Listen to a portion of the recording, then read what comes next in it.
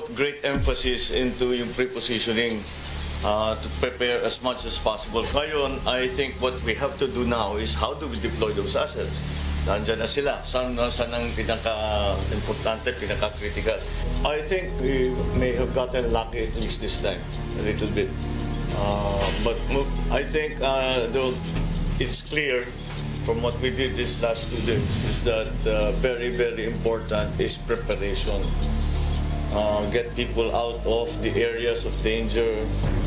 Put all of your assets that you're going to use pagka mag-rescue para mag-relief, put them in place as much as possible. Prepare all of the, it's really in the preparation. From the nation's capital, all sides, all the time, I'm Robbie Alampay. And I'm Sean Yao. The big story tonight.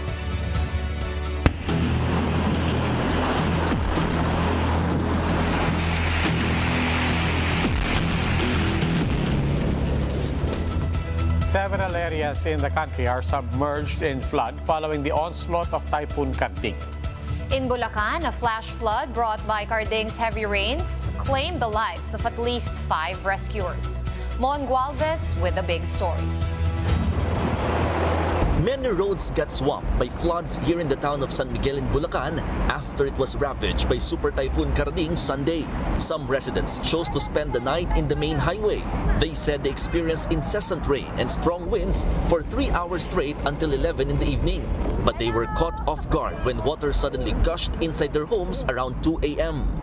Di namin alam na ganyan kalaki yung magiging tubig namin dito kasi talambuhay namin ngayon lang nangyari ito. Wala na kami magawa hanggat sa lumabas na lang kami dito para maisalbay buhay namin. Nabigla po kami, bigla na lang nakita namin hanggang papa lang yung tubig. Nung bumangon na kami, biglang lumakas na agad ang tubig, hindi namin makaano yung gamit namin. Flood levels went beyond man's height, too tall that even this trailer truck failed to make it inside the town. This house, for one, is fully submerged in flood water that only the roof is now visible. Upon daybreak, the damage caused by the typhoon got even more pronounced. Aside from the inundated houses, our news team caught sight of the corpses of these 5 rescuers still in their life vests. The victims are provincial rescue personnel who reportedly died while responding to residents trapped in the flood. Based in initial investigation, their truck got damaged, so they used a boat to enter Barangay Camyas. The water at the time was just at chest level, but the current proved to be very strong, knocking down a wall. Dito sa Barangay Camyas ay sumasalaga sa ang baha, doon na dumarating na yung mabilis yung current ng baha. Doon sila doon umano yung tumama yung kanila rubber boat sa nataob na pader. Hindi namin malaman kung nakuryente o nadaganan o nalunod.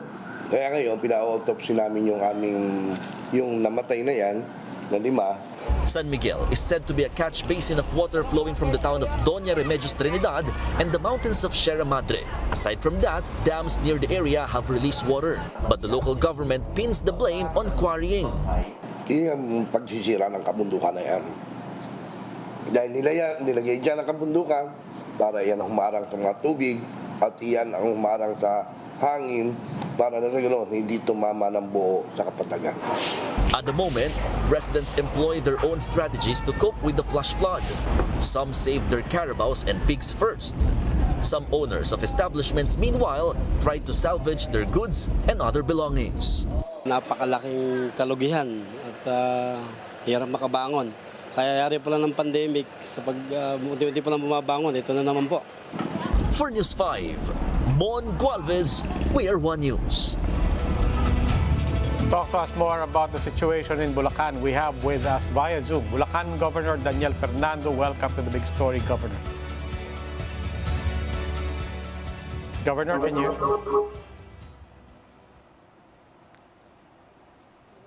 Hello, Governor. Parang nakamute pa po yata kayo. Yes. Okay. Magandang gabi po. Yes, Miss Juan and Robbie. Magandang gabi. Good evening. Sir, kanina po, we heard some residents saying nagulat sila. Sabi nila, we have not seen anything like this before in our area. Is that an accurate statement? And in general po, kamusta po ang Bulacan ngayong gabi? Well, yung pong mga ibang residente natin na nasa evacuation center ay nag-uwi ng iba, ano po.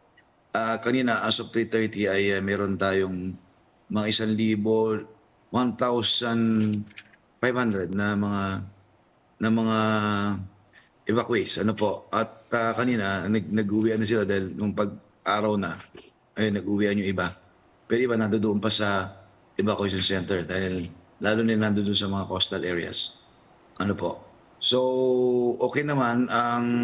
Yun nga, yung medyo may bahana lang ng ano natin ngayon ay yung tinamaan yung District 3. Ano po, itong San Miguel, San Ildefonso at San Rafael dahil diyan po halos dumaan yung bagyo. Kaya salamat na lang sa Diyos at lumiis na rin at di tumama ng gusto. Ano po, kaya lang kawawa yung bandang Nueva Ecija dahil doon mismo pumunta. Yun po. At kanina ay nandun tayo sa Puninaria dahil nakuha yung ating mga rescue team na 5 tao na 5 rescuer natin at ito ay mga nalunod. Ano po? Nung sila ay kasalukuyang gumagampan sa kanilang tungkulin. So yun po. Governor, balikan ko lang yung sinabi ni Robbie. Marami nga sa inyong mga residente sinasabi, pati yung mga opisyales, nagulat daw sila dito sa pagsasalantanga ni Bagyong Karding. Pero meron ding mga nagsasabi na hindi naman bago na makaranas kayo dyan, or at least in these areas, na makaranas nga ng mga pagbaha dahil nga catch basin ito from different areas, from mga dams, ganon, and higher elevation areas. So what really happened? Nabanggit nga rin yung 5 rescuers na nalunod, what happened there? Yung sa 5 rescuer natin, actually nakasakay sila sa truck eh. Ngayon lumipat lang sila sa bangka just because of nasira yung truck. Ngayon, nung lumipat sila sa bangka at kasalukuyan sila nagsasagwan, while nagsasagwan sila, they're counting, Ganoon naman yun eh. So, biglang may, according sa report ng San Miguel Disaster Officer, biglang may bumagsak na pader at pagkatapos, yun na, biglang nabagsakan yung mga tao at natangay sila ng tubig ngayon. Yun, at malakas yung current dahil yun yung galing dyan sa kabundukan. Ano po, yung sinasabi ng mga tao na bigla silang nagulat sila sa lakas, itong mga tubig na ito galing yan sa kabundukan dyan sa may bandang Sierra Madre. Na alam naman natin na okay, itong banda yan ay catch basin yan eh. Yan ay magbababa ng, yung galing kasi ng Sierra Madre, bababa yan, papuntang San Miguel, San Ildefonso, San Rafael, bababa na yan, papuntang Candaba. Ano po? So, yan yung mga nakaganapan talaga na itong lalawigan natin, ganyan, talaga namang catch basin tayo ng mga ulan na yan. Pero itong nangyaring ito sa lakas ng ulan na nangyaring ito, ay ito'y galing doon sa kabundukan. Ano po? Yeah, Governor, yung sa tansya nyo po ba, siyempre matagal pa ang usapan, titingnan nyo ng masinsinan kung ano talaga nangyari. Pero dami ng ulan lang ba talaga ang rason, ang nagdulot ng pagbaha? Bukod sa tubig, ulan, at bukod sa, apart from the fact na, gaya nga na sabi, catch basin to, were there other factors that contributed to this? Yun lang, boss. Galing lang din talaga sa kabundukan. Tubig ulan talaga, napakarami. Right, nabanggit kasi doon sa, I don't know if you heard the report that we played before this interview, Governor, pero nabanggit ni Mayor Tiongso mula sa, I believe, San Miguel, Bulacan, na medyo nabanggit niya yung quarrying as isang reason. Saan po ba tong quarry na binabanggit niya? Nasa Sierra Madre po ba yun? Well, sa totoo lang po ay yan ay pinigilan na natin. May mga quarry talaga nagaganap diyan. Ano po, sa bandang DRT na yan, dyan sa bandang area ng San Miguel na yan. So, actually, nakatigil po tayo sa quarry ngayon eh. Dahil nga, maraming mga nag-illegal quarry. Simula pa po nung nakakatatlong linggo na po kaming tigil ang ating quarry. Because nga, inilalabanan natin itong mga illegal quarry operation na ito. At yung anti-overloading na nasisira yung ating mga kalsada. Yun po. So, yun yung isa sa mga kaganapan dito. Isa na yan siguro sa talagang nakapagbibigay ng mabigat na problema yung pagkukwari dyan sa taas. At saka, siyempre, binabantayan naman natin itong mga illegal loggers. At bawal talaga mag-log sa province of Bulacan.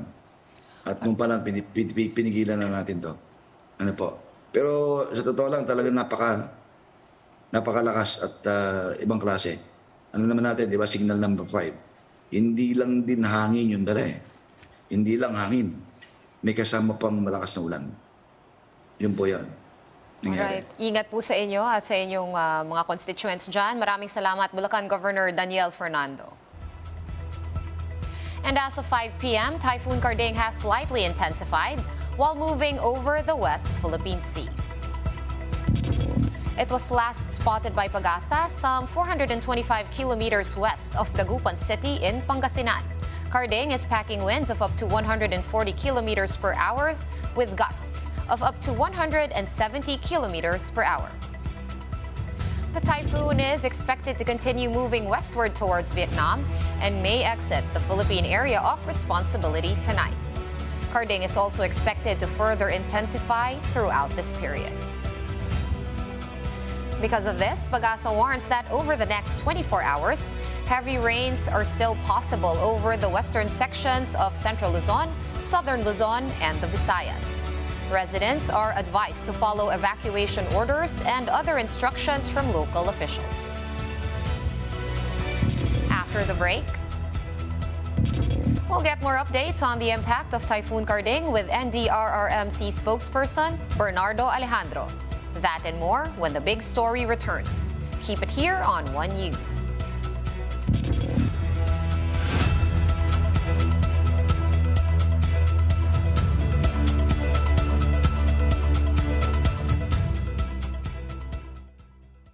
Currency, stock and bond markets will remain closed Monday as Super Noru battles into Luzon Island. President Ferdinand Marcos Jr. has suspended work and school in the capital and several other regions. At least 2 provinces are without power and more than 74,000 people are in temporary accommodation. Meanwhile, the Philippines is in holding talks to buy fuel and other key commodities from Russia.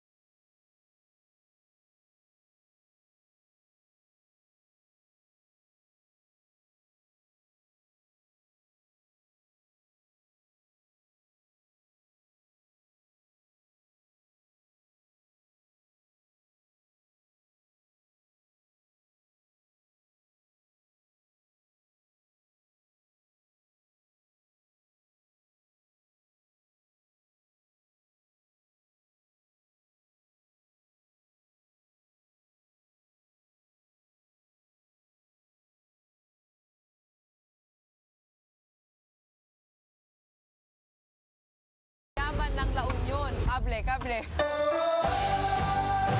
As a security sir, maluwang yung niro-rolling ko tapos mahirap yung pagpunta ko sa trabaho ko, medyo malayo sa bahay. Private po sa school. Sasakay kami nitong Black Hawk helicopter. Nais nilang ipakilala ang ibang mukha ng hulo, hindi lang sa mga dayo, kundi pati sa mga kabataan nito.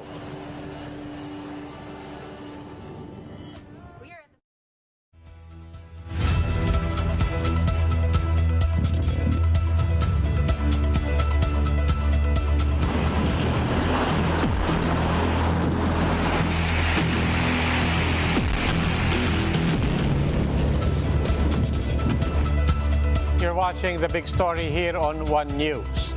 Farmers in Nueva Ecija are lamenting the loss of their crops following the onslaught of Super Typhoon Karding. They were supposed to harvest their crops on October 5, less than 2 weeks away. Mobile journalist Kyla Macantan gives us the front seat to the story. On Sunday night, parts of San Vicente Gapan here in Nueva Ecija were submerged and overwhelmed by flood. But some residents like Annie and her family chose to remain in their homes despite the danger posed by the heavy rain. She said she wanted to stay to keep an eye on their property even after their roof was peeled off by strong winds. Those living by the riverbanks evacuated immediately as the water continued to rise.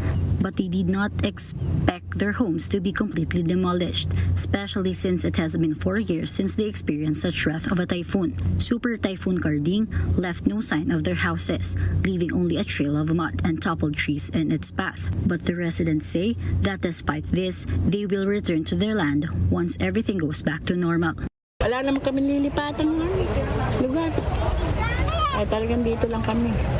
Kahit ilang beses kami bahain dito, babalik at babalik pa kami dito. Meanwhile, farmers in the province could not help but despair after Karding completely destroyed their crops with harvest season only a few days away. Talagang matatakot ka talaga, kakabahan ka, bawat hampas ng hangin, talaga puro kaba na lang, puro panalangin na lang. Laki po yung lugi dyan. Talagang wala talagang makakuha dyan, kundi yung baka pataba nga lang ang makakuha dyan. Yung sa abono lang, sa pataba, yung puhunan sa binhi, wala.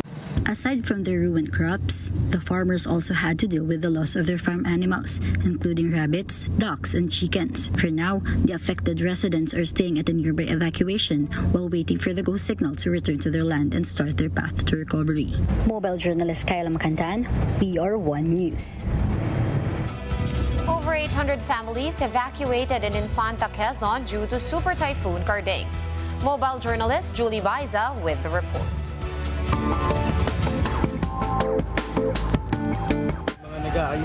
Some evacuees from Barangay Dinahican in Infanta, Quezon can't help but worry, not for their safety but for the fate of their homes in the aftermath of Super Typhoon Karding. Pag umuwi ng bahay, walang tutuluyan, nakakaiyak. Conchita said her house alone needed to be renovated 4 times due to the bad weather. However, the Super Typhoon did not just wreck homes. It also made it impossible for many fisher folk to make a living just like Indong. Bumabali sa busing, tambak sa bali. Puro bali muna. Puro balit, mabayaran din ako pag makalaot, pag sinurte. But now that the dark clouds are slowly clearing up, some Dinahican fishermen are starting to hope for better days ahead. Over in Polillo Island, the situation has also improved. All evacuees have returned to their homes. One was reportedly injured and many homes got damaged by the Super Typhoon. But for now, it's time to recover. Residents of Infanta, Quezon are busy cleaning and repairing their homes.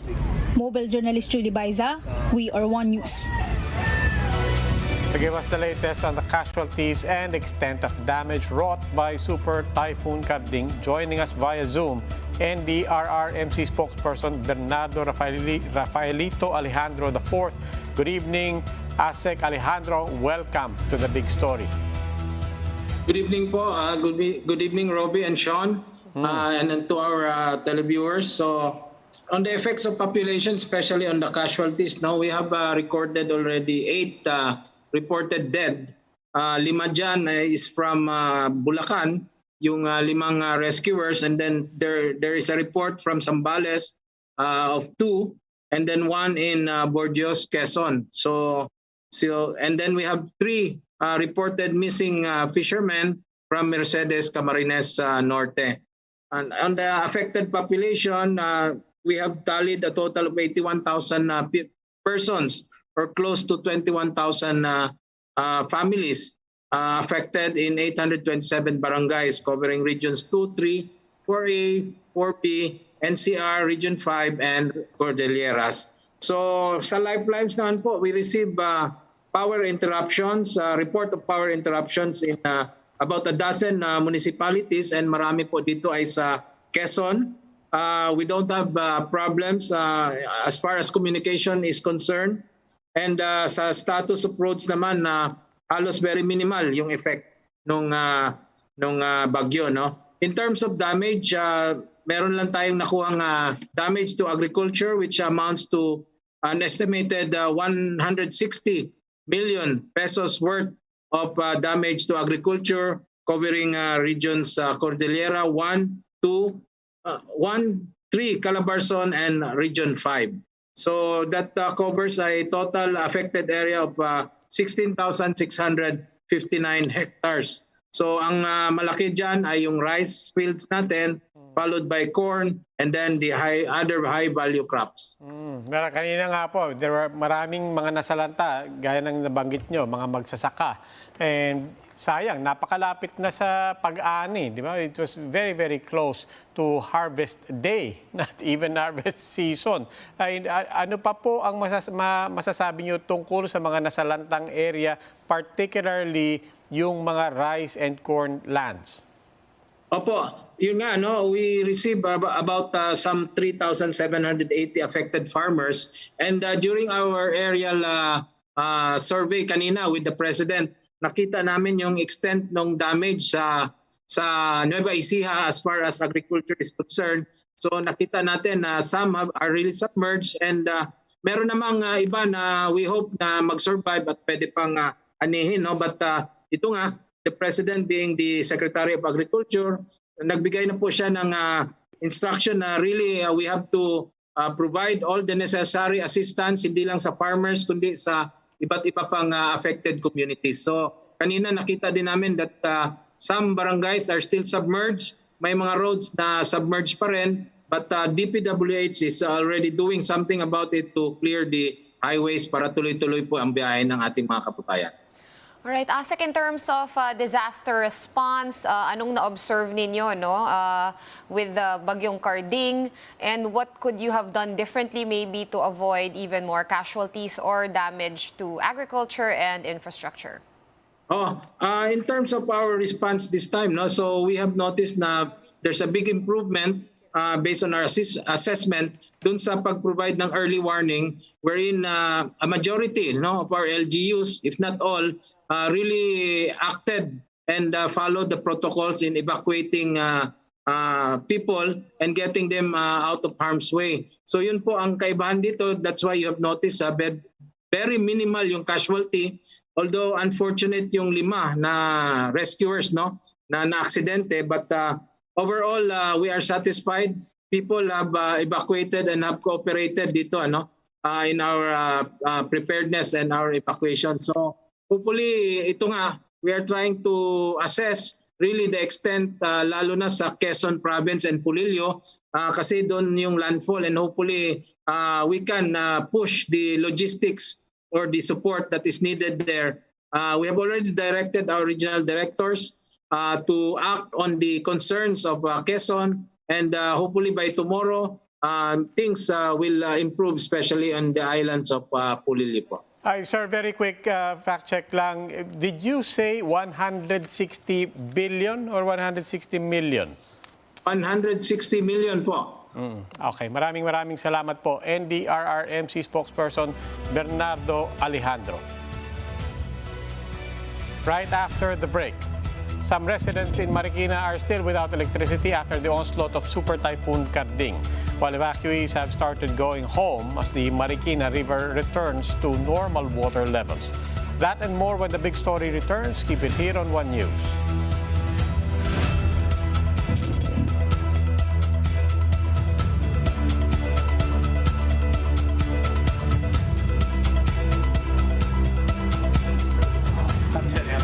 Associated Press. It's very nice to meet you. Thank you so much for sitting down with us. The purpose really that I have brought to this visit here in New York, in the peripheries of the UN General Assembly, has been to try to reintroduce the Philippines to our American friends, both in the private sector and in the public sector. We do not want to return to whatever it is we were doing pre-pandemic. We want to be able to be involved and be vital part of the new global economy.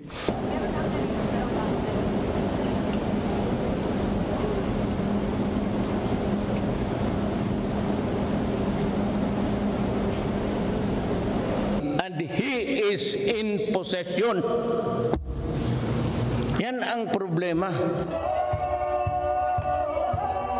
I want to talk for a moment about the war on drugs in the Philippines. The methods used in it during Mr. Duterte's administration were controversial, to say the least, internally and externally. And I'm interested in, can you give a sense of what your approach to that is and how, if it differs from Mr. Duterte's? Well, it does, in the sense that we have tried to learn from the lessons that we saw in the experience of President Duterte in his war on drugs. And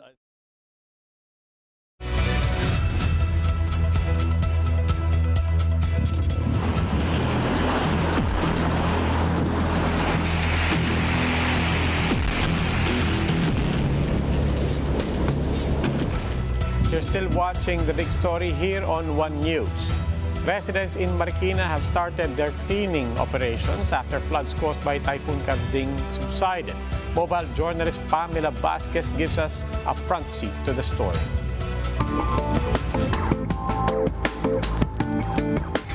Piles of trash and mud were seen in Marikina after the onslaught of Typhoon Karding. Shortly after the flood subsided, the Marikina local government immediately began its clearing operations.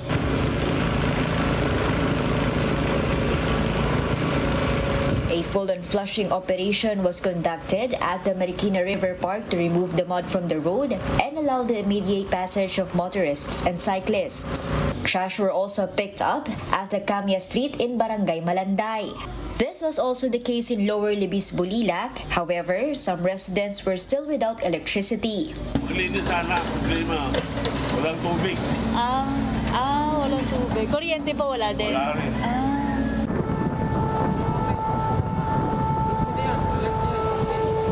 Marikina raised the first alarm at 8:59 p.m. after the water level reached 15.6 meters. The water level then reached 16 meters shortly at 10:08 p.m. Come past 12 midnight, the third alarm was heard indicating that the water in the river had reached 18 meters. This meant that residents were forced to evacuate for their own safety. But even before the third alarm, some families already decided to leave their homes. Many feared that the same scenario could happen like in Typhoon Ondoy, which happened exactly 13 years ago. Ang bilis tumaas ang tubig, kaya natakot na kami. Sabi ko mag-evacuate na tayo. Kasi may mga bata, may mga apo kong kasama eh. According to Marikina Mayor Marcy Teodoro, Karding's wrath was not as severe as compared to Ulysses or Ondoy. He also said that the continuous dredging efforts of the LGU helped in improving its disaster management and response. With the water level in the Marikina River returning to its lower levels, many of those who evacuated have begun returning to their homes. Mobile journalist Pamela Vasquez, We Are One News. Preparations are now underway for the Alagang Kapatid Foundation as it is set to conduct relief operations for those affected by Typhoon Karding in the Polillo Islands. Speaking on One Balita Pilipinas earlier today, Alagang Kapatid Foundation Executive Director Menchie Silvestre said they are looking at sending relief goods to the Polillo Islands in two ways, one through boats and the other via Ro-Ro vessels. Silvestre added that aside from the Polillo Islands, they are also eyeing to send relief efforts to Dingalan, Aurora. Meron tayong papakyawin ngayong araw na ito na 200 kilos ng kalabasa na ito naman ay produce din ng mga katutubong Aita dito, I think, bandang Pampanga ito. Itong dalawang lugar na ating pinaghahandaan, again, itong Polillo Group of Islands at pangalawa, itong lugar ng Dingalan kung saan pangalawang naglandfall ang bagyong Karding. And for those who want to help out, you can send your monetary donations by scanning the Maya QR code.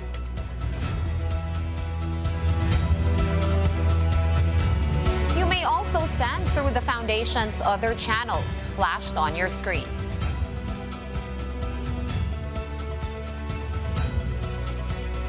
And for in-kind donations, our doors are open at 762 Quirino Highway, Barangay San Bartolome, Nueva Ecija in Quezon City, and at the TV5 Media Center, Reliance Corner, Sheridan Streets in Mandaluyong.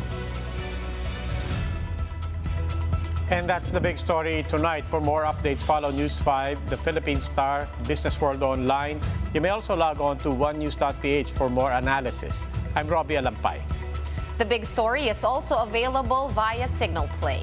Make a free account now at signalplay.com and stream One News anytime, anywhere. I'm Sean Yao. Stay safe, Philippines. We are One News, all sides, all the time.